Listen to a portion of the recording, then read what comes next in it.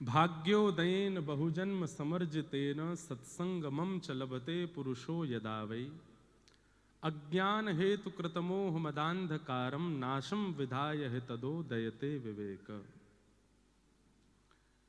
सोच के बहुत कुछ आए थे, लेकिन श्रीमद् भागवत जी को देख करके, इस व्यासपीठ का दर्शन करके लगभग 1 महीना हो गया हमको भी, और पीछे विराजमान पंडरीनाथ भगवान का दर्शन करके एक ही बात समझ आती है, और इसके अलावा हम कुछ भी नहीं बोलेंगे।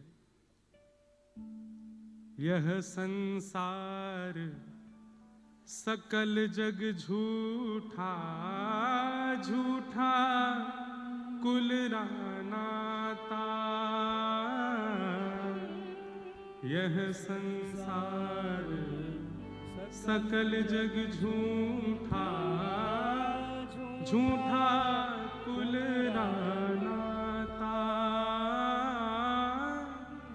मीरा के प्रभु गिरधर नागर, मीरा के प्रभु गिरधर नागर, मीरा के प्रभु नटवर नागर, मीरा के प्रभु नटवर नागर।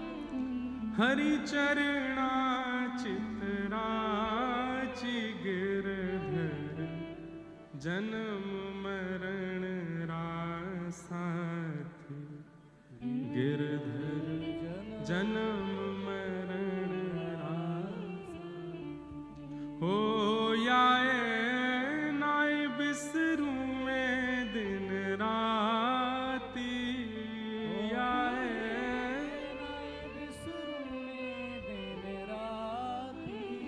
गिरधर जन्म मरण रासाथी।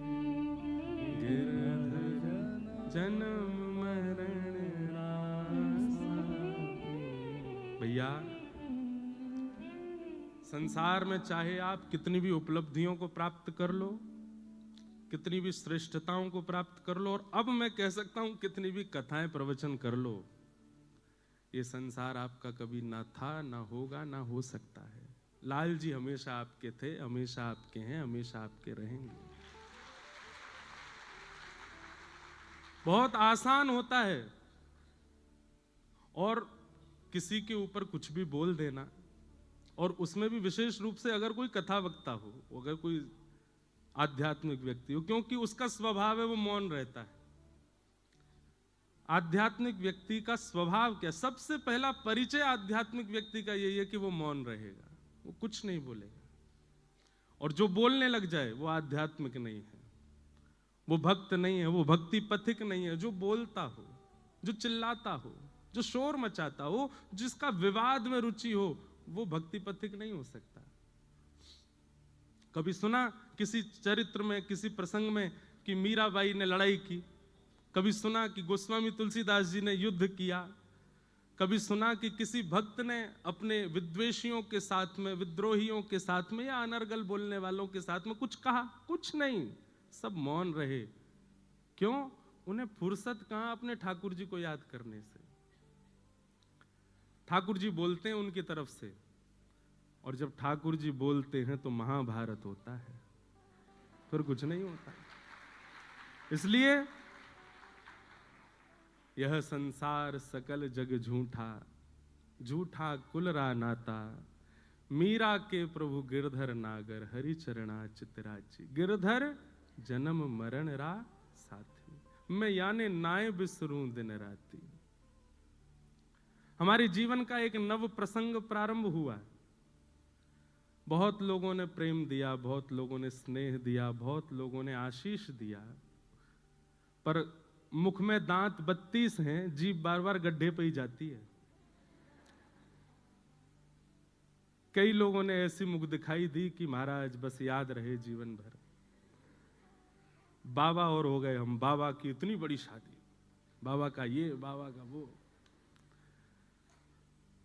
सब लोगों को प्रणाम, हमारे गोस्वामी तुलसीदास जी महाराज ने मानस जी के प्रारंभ में खलों को भी प्रणाम किया, और ये होना ही था, मुझे पता था कि ये होगा, क्योंकि दुनिया चाहती ही नहीं कि ये व्यासपीठ से उतरे, यहीं बैठे रहे। हमारे पूज्य पिताजी महाराज 52 वर्षों से कथा कर रहे हैं। कितने वर्ष? यहां पर कितने लोग ऐसे हैं जिनकी आयु 52 से कम होगी? 52 वर्ष नहीं होते। अरे आजकल के भारत में सब्जी बेचने वाले व्यक्ति भी अगर 4 साल लगातार सब्जी बेच लेते हैं तो भी उनका भी इतना हो जाता है कि वो अपना घर भी बंबई में बना सके, दिल्ली में, वैसा इतना योग्य हो गया है भारत। वो अपने पुत्र का विवाह यदि अच्छे से करें तो इसमें क्या दिक्कत?